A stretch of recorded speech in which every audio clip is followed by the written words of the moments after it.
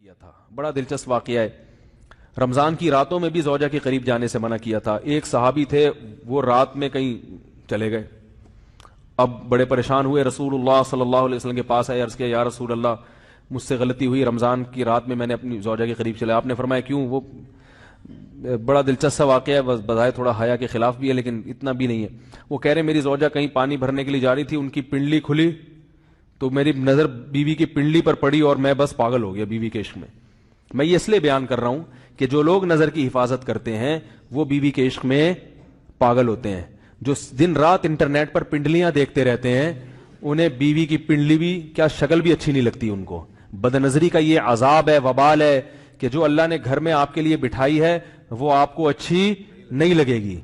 تو نظر کی حفاظت کیا کرو, اس سے آپ کو اپنی بیوی سے عشق ہوگا, محبت ہوگی. بات آ رہی ہے سمجھ میں؟ تو اب دیکھو کیسا روزے کی حالت ہے. رمضان میں پابندی ہے, اسلام میں حکم تھا جو رمضان میں بیوی سے بستری کرے گا 60 روزے لگاتار رکھنے پڑیں گے.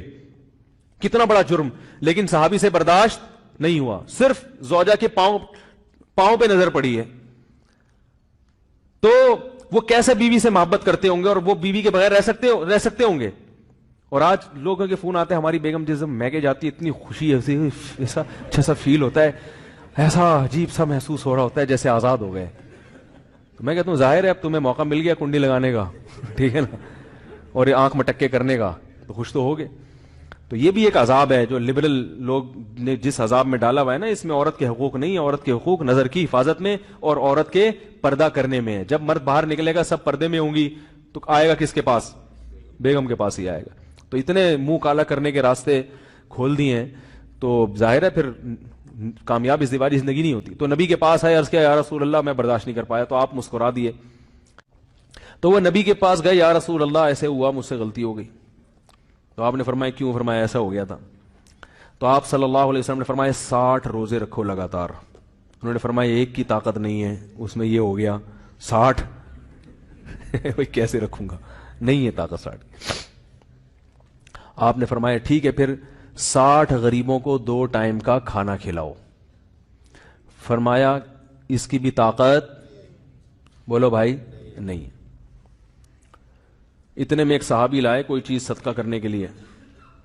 تو آپ نے فرمایا چلو اصل حکم تو یہی ہے کہ 60 روزے یا پھر 60 غریبوں کو کھانا, وہ نہیں تو چلو فی الحال ان کو تنبیہ کے لیے کچھ ان کے سے صدقہ کروا لیتا ہوں.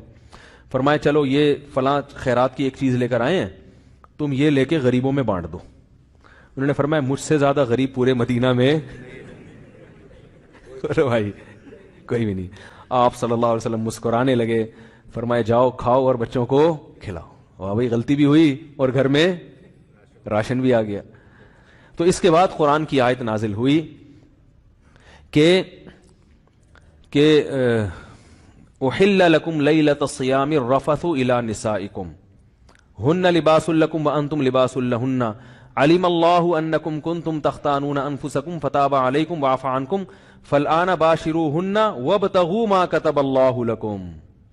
فرمایا اللہ کو پتا ہے کہ تم اس حکم پر عمل نہیں کر سکتے, لہذا رمضان کی راتوں میں تمہیں اپنی بیوی کے پاس جانے کی اجازت ہے, لہذا ان کے پاس جایا کرو اور اس اولاد کو تلاش کرو جو اللہ نے تمہارے مقدر میں لکھ دی ہے.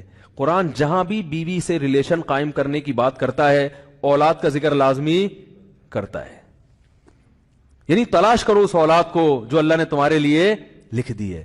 ما کتب اللہ لکم, ما کتب اللہ علیکم نہیں ہے. علا کا مطلب تمہارے خلاف, لکم کا مطلب تمہارے فائدے کے لیے. لام عربی میں نفع کے لیے آتا ہے, علا عربی میں ضرر اور نقصان کے لیے آتا ہے. فرمایا یہ نہیں کہ اس اولاد کو تلاش کرو جو بطور پینلٹی کے اللہ نے تمہارے متھے لگا دی ہے, جو اللہ نے تمہارے فائدے کے لیے لکھ دی ہے. اس سے پتہ چلتا ہے اسلام اولاد کی کثرت پہ کس قدر حریص ہے. بات آ رہی ہے اور بھی اس بارے میں آیتیں ہیں قرآن مجید کی, مگر میں اب زیادہ تفصیل میں نہیں جاؤں گا. کچھ آیتیں رہ گئی ہیں, کچھ احادیث رہ گئی ہیں, تو وہ انشاءاللہ پھر اگلے